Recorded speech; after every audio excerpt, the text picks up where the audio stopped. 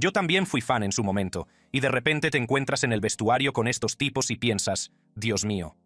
Shawn Michaels por fin revela por qué tantos luchadores no soportaban a Hulk Hogan, desde la traición de Jesse Ventura con la sindicalización.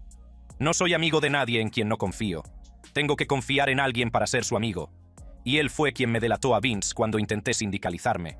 Hasta el infame incidente del ojo morado de Randy Savage, algunas de las mayores estrellas de la lucha libre sentían un odio profundo hacia un hombre que los fans consideraban su héroe. Y lo que decían entre bastidores puede que te sorprenda. Déjame explicártelo.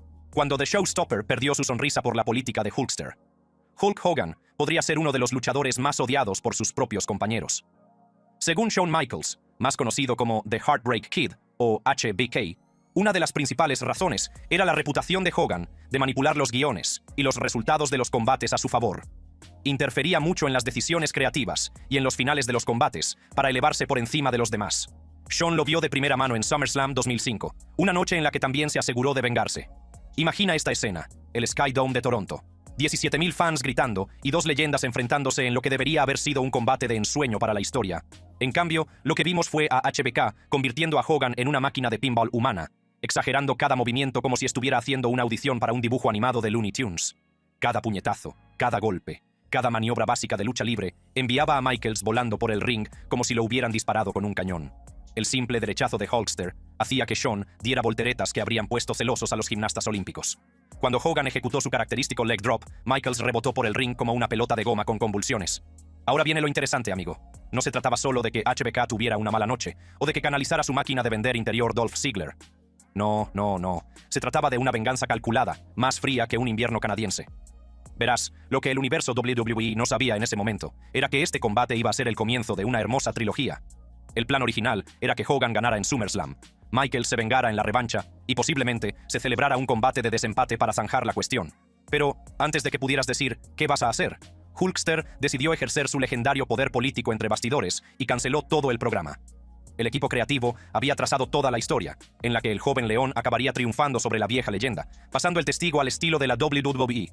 Se discutieron combates en jaulas de acero, se planearon estipulaciones especiales y ya se estaban calculando las oportunidades de merchandising. Pero Hogan, como buen político que era, vio lo que se avecinaba y decidió que apoyar a HBK no le convenía. La ironía es más espesa que su característico bigote. El hombre que construyó su carrera, diciéndoles a los niños que rezaran sus oraciones y tomaran sus vitaminas, estaba a punto de darle a Shawn Michaels una dura lección sobre la fea realidad de la política del wrestling profesional. Lo que hacía esta situación aún más ridícula era el momento en que se producía.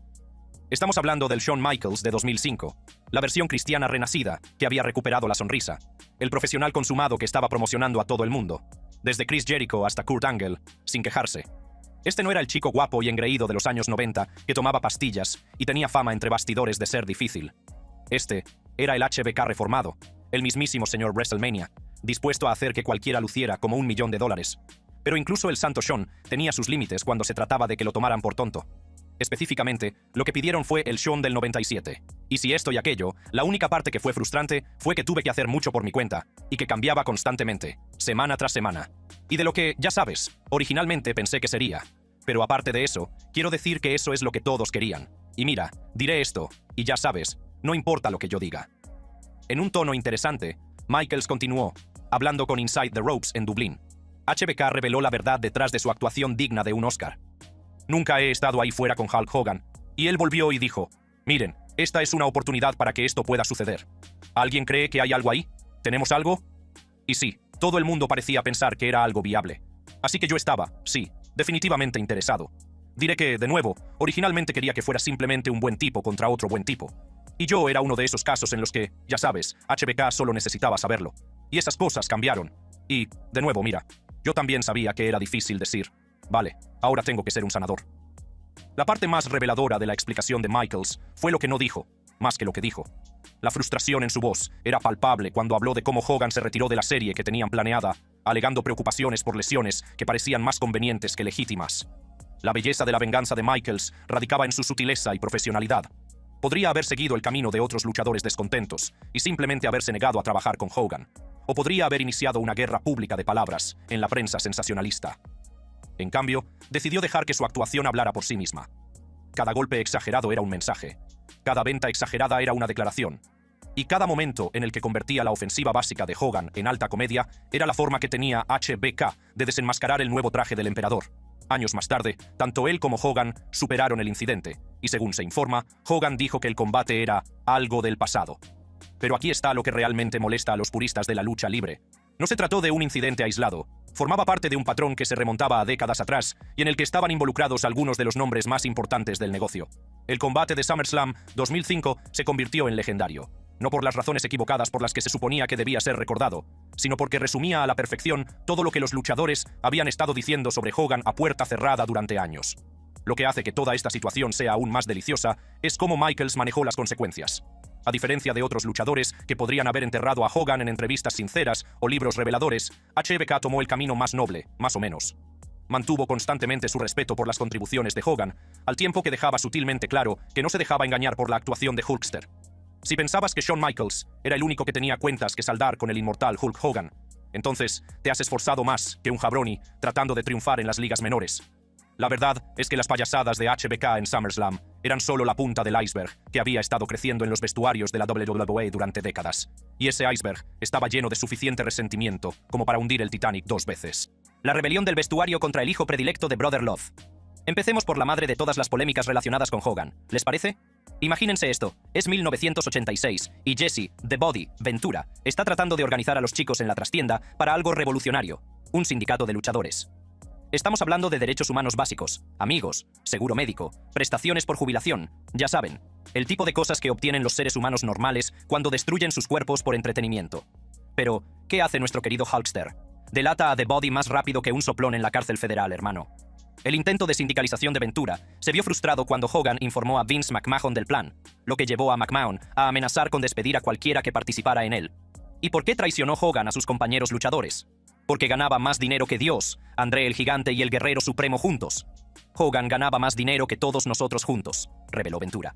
Así que, naturalmente, no quería un sindicato. Esta traición fue tan profunda, tan personal, que Ventura se llevó ese rencor a la tumba. Y con razón. El hombre que más tarde se convertiría en gobernador de Minnesota nunca perdonó a Hogan por anteponer su propio sueldo al bienestar de todos los luchadores que se habían calzado unas botas. Tú y Hulk fuisteis buenos amigos en su día. ¿Qué posibilidades hay de que eso se repare? Ninguna. ¿Por qué? No puedo confiar en él. No soy amigo de nadie en quien no confío. Tengo que confiar en alguien para ser su amigo. Y él fue quien me delató a Vince cuando intenté sindicalizarme. Me enteré de eso en una declaración federal cuando Vince fue puesto bajo juramento. Y no dudó en absoluto. Le conté la historia a mi abogado. Las ramificaciones de esta traición se extendieron por la industria de la lucha libre durante décadas. Piensa en todos los luchadores que sufrieron lesiones, que acabaron con su carrera sin la cobertura médica adecuada, en todas las leyendas que murieron en la ruina porque no tenían prestaciones de jubilación. Lo que hace que la traición de Hogan sea aún más despreciable es el momento en que ocurrió. Era 1986, en pleno apogeo de Hulkamania, cuando Hogan ganaba millones y predicaba a los niños que hicieran lo correcto. Mientras les decía a los niños que rezaran sus oraciones y tomaran sus vitaminas, simultáneamente apuñalaba por la espalda a sus compañeros luchadores. La hipocresía era más espesa que su famoso bigote y marcó la pauta de todo lo que vendría después en su carrera. ¿Qué dijo Hulk Hogan sobre los esteroides que te molestó? Dijo que nunca los había tomado.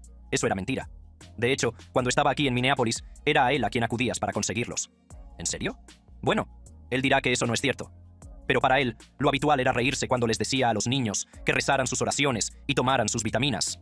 En el vestuario, siempre nos reíamos y decíamos, los orales son inyectables, cuando les decía que tomaran sus vitaminas. Porque la jerga para referirse a los esteroides es vitaminas. Pero espera, hay más. Hablemos del mismísimo Deadman, The Undertaker, que tenía sus propios asuntos pendientes con Hulkster.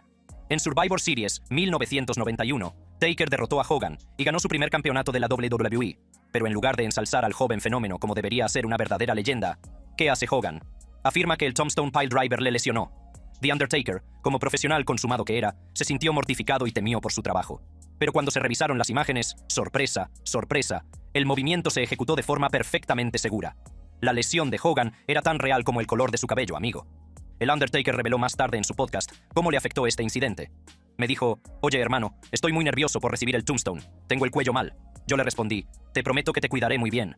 El Deadman cumplió su palabra y ejecutó el movimiento a la perfección, pero Hogan fingió haberse lesionado para proteger su propia imagen. No se trataba solo de un combate, sino de la credibilidad y el futuro en el negocio de un joven luchador amenazados por la necesidad de Hogan de controlar la narrativa. Luego, tenemos el caso de Macho Man Randy Savage. Y vaya, Este es más picante que un chile Carolina Reaper, hermano. El rumor persistente, respaldado por el luchador Scott Steiner, afirmaba que Savage golpeó a Hogan, causándole un ojo morado antes de WrestleMania 9. La supuesta disputa involucraba asuntos personales, posiblemente relacionados con las interacciones de Hogan con Miss Elizabeth, la entonces exesposa de Savage. Hogan afirmó que la lesión se debió a un accidente de moto acuática, pero incluso Bret Hart calificó esa historia de mentira, señalando que Savage era un tipo mucho más confiable que Hogan. Se trataba de un hombre que había sido compañero de equipo de Hogan, su amigo, alguien que ayudó a elevar la historia de Mega Powers a un estatus legendario. Pero cuando surgieron problemas personales, el ego y el egoísmo de Hogan supuestamente crearon una brecha entre ellos que nunca se curó. Savage se llevó a la tumba en 2011 todos los secretos que tenía sobre su relación, pero la historia del ojo morado persiste porque encaja con el patrón de comportamiento de Hogan que tantos otros presenciaron. Hablando de The Excellence of Execution, la disputa de Bret Hart con Hogan hace que su rivalidad en pantalla parezca una fiesta de té. La sesión de fotos en Halifax para un combate previsto entre Hart y Hogan en SummerSlam, que nunca llegó a celebrarse, se convirtió en el símbolo de todo lo que estaba mal en la política entre bastidores de Hogan. Se suponía que Hart iba a tener su gran momento, su oportunidad de ser el rostro de la nueva generación, pero Hogan le quitó el protagonismo más rápido que un árbitro que detiene un combate por un error. El Hitman nunca lo olvidó, y sus comentarios de 2025 sobre Hogan, como nada más que un mentiroso, demuestran que algunas heridas nunca se curan, incluso después de décadas. La frustración de Hart con Hogan iba más allá de una simple oportunidad perdida. Representaba todo lo que estaba mal en el negocio de la lucha libre, la idea de que el ego de un solo hombre pudiera descarrilar el futuro de toda una empresa. Hart era el luchador perfecto para llevar a la WWE a la siguiente generación, con sus habilidades técnicas, su personalidad creíble y su conexión genuina con los fans. Pero Hogan no podía soportar la idea de pasar el testigo, así que cogió sus cosas y se fue a la WSW. Pero aquí es donde la cosa se pone realmente interesante. El escándalo de racismo que sacudió el mundo de la lucha libre en 2015. No soy un tipo con doble moral, soy racista hasta cierto punto. Cuando se filtró un audio en el que se oía a Hogan utilizar la palabra nigger varias veces mientras hablaba de la vida sentimental de su hija Brooke, expresando específicamente su malestar por la posibilidad de que ella saliera con un hombre negro, el mundo de la lucha libre estalló. No me importa si es multimillonario. La cuestión es que ahora empiezan estas relaciones desagradables, así que en algún momento de la relación ya no quiere hablar con nadie. Na. La WWE no solo lo despidió, sino que lo borró de la existencia más rápido de lo que se edita un final fallido de un resumen de lo más destacado. Las consecuencias del escándalo racista revelaron cuántas personas en el mundo de la lucha libre habían estado esperando el castigo de Hogan. The New Day, Kofi Kingston, Xavier Woods y Big E emitieron una declaración conjunta que fue más devastadora que un golpe con una silla de acero en el cráneo. No estamos contentos, ni aprobamos la situación relativa a Hulk Hogan y su reincorporación al Salón de la Fama de la WWE. No nos identificamos ni apoyamos ninguno de sus comentarios o puntos de vista. Exigieron a Hogan que mostrara un esfuerzo genuino por cambiar, pero consideraron que nunca lo hizo. Mark Henry, el hombre más fuerte del mundo, intentó inicialmente ayudar a Hogan a redimirse, ofreciéndose a llevarlo a escuelas con mayoría de alumnos negros para que pidiera perdón. Cuando Hogan se negó, la decepción de Henry fue palpable. Tenía que esforzarse para demostrar que no era la persona que se veía en las grabaciones, dijo Henry. Pero Hogan no mostró suficiente arrepentimiento para el gusto del miembro del Salón de la Fama. No se trataba solo de racismo, sino del patrón de Hogan de tomar el camino más fácil, de esperar el perdón sin hacer el duro trabajo de ganárselo. El escándalo racista también sacó a la luz otras grabaciones de 2008, llamadas telefónicas desde la cárcel entre Hogan y su hijo Nick, en las que Hogan volvió a utilizar insultos racistas. No se trataba de un error puntual o de un momento de mal juicio, sino de un patrón de comportamiento que revelaba algo desagradable sobre el hombre que se escondía detrás del personaje. Las controversias no terminaron ahí, hermano. La negativa de Hogan a aceptar golpes importantes irritó a sus compañeros, que lo consideraban una falta de voluntad para soportar el desgaste físico que se espera en la industria. Aunque él argumentaba que se trataba de trabajar de forma más inteligente, no más dura. Muchos luchadores lo veían como una forma de anteponer su propia preservación al esfuerzo colectivo que hace funcionar la lucha libre profesional. Cuando estás en un negocio basado en la confianza mutua y la cooperación, negarte a recibir tu parte justa de castigo es la mayor bofetada a tus colegas. Luego está la pesadilla del control creativo, que fue Bash at the Beach 2000 de la WCW. Hogan ejerció su cláusula de control creativo para negarse a perder contra Jeff Jarrett, lo que llevó a Vince Russo a hacer una promoción en la que destrozaba a Hogan. Este incidente contribuyó a las dificultades financieras de la WCW y a su eventual venta a la WWE. Hablando de políticas de tierra quemada, el egoísmo de Hogan no solo perjudicó a los luchadores individuales, sino que contribuyó a la desaparición de toda una empresa de lucha libre. El patrón era claro como el agua. Ya fuera Mick Foley siendo insultado por su estilo hardcore, Triple H lidiando con las decisiones de Hogan, o CM Punk acusándolo de abusar de su poder y hacer cosas turbias entre bastidores. La misma historia se repetía una y otra vez. Hogan se ponía a sí mismo en primer, segundo y tercer lugar, y todos los demás luchaban por el cuarto puesto. Incluso cuando los luchadores intentaban darle el beneficio de la duda, Hogan encontraba la manera de decepcionarlos. Su tendencia a adornar las historias se volvió legendaria. Afirmaba que había perdido el contrato con George Foreman Grill, decía falsamente que le habían ofrecido un papel como bajista de Metallica o negaba su participación en el casting de The Wrestler, cuando el propio director Darren Aronofsky lo desmentía. No se trataba solo de historias inofensivas, sino de los síntomas de un hombre que había perdido el contacto con la realidad y creía en su propia publicidad hasta un punto peligroso. La acusación más condenatoria vino de luchadores de diferentes generaciones, razas y orígenes que decían lo mismo. Hogan era primero un político, luego un artista y por último un ser humano. Su reputación de enterrar a otros luchadores y apropiarse de las historias frustraba a sus compañeros, que se sentían marginados. Cuando tu propia industria se vuelve completamente en tu contra, cuando leyendas como Jesse Ventura, Bret Hart o The New Day tienen historias similares sobre tu personaje, no se trata de una conspiración, sino de un patrón. Y ese patrón dibujaba la imagen de un hombre que construyó su leyenda a costa de otros, asegurándose de que nunca tuvieran la oportunidad de llegar tan alto como él. Pero por devastadoras que fueran estas traiciones profesionales, no eran nada comparadas con la implosión personal que estaba a punto de consumir la vida del Hulkster fuera del ring. La destrucción personal de un ícono estadounidense. Déjame decirte algo, hermano. Cuando tu propia familia empieza a sacar tus trapos sucios a la luz pública, como si fuera Monday Night Raw, sabes que tu vida personal se ha torcido más que un Stone Cold Stunner. Y la disfunción familiar de Terry Hulk Hogan, Bolea, hizo que las tramas más retorcidas de la WWE parecieran dibujos animados de los sábados por la mañana.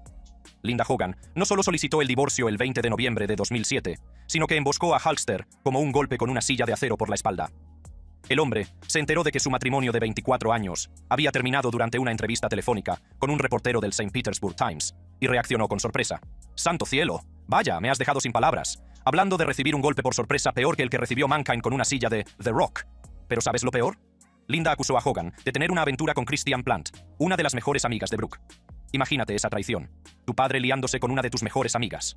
La publicación de Brooke en MySpace en 2008 lo decía todo. Cuando tu mejor amiga y uno de tus familiares más cercanos, a quienes has amado incondicionalmente desde el primer día de tu vida, te traicionan juntos, nunca olvidarás el daño que te causaron. La aventura con Plant no fue solo un error de una noche o un momento de debilidad. Fue una traición calculada que destruyó varias relaciones al mismo tiempo. El daño emocional causado a Brooke fue inconmensurable. El acuerdo de divorcio afectó a Hogan más que el abrazo de oso de André el Gigante. Linda se llevó más del 70% de sus activos líquidos, $7,44 millones de $10,41 millones, además del 40% de la propiedad de las diversas empresas de Hulk. Hermano, eso es más devastador que perder el campeonato de la WWE en 22 segundos. Pero el costo financiero no fue nada comparado con la devastación emocional que siguió. El comportamiento de Linda tras el divorcio fue igualmente destructivo para la dinámica familiar. Su relación con Charlie Hill, un joven de 19 años que asistió a la escuela con Brooke entre 2008 y 2012, creó otra capa de trauma familiar. Hill demandó posteriormente a Linda por $1.500.000, alegando que le obligaba a realizar trabajos domésticos no remunerados. La relación inapropiada por la diferencia de edad dañó aún más la credibilidad de Linda como madre y echó más leña al circo mediático que rodeaba la implosión de la familia Hogan. Pero esperen, hay más disfunciones por venir.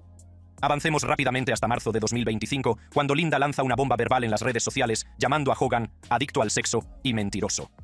Lamentó que su familia estuviera en el peor lío y describió cómo Brooke había cortado el contacto con ambos padres. Brooke no nos habla, tuvo gemelos, se casó y no nos lo dijo, reveló Linda en un emotivo video que hizo que Jerry Springer pareciera una terapia familiar. La respuesta de Brooke fue más devastadora que un Sweet Chin Music en la mandíbula.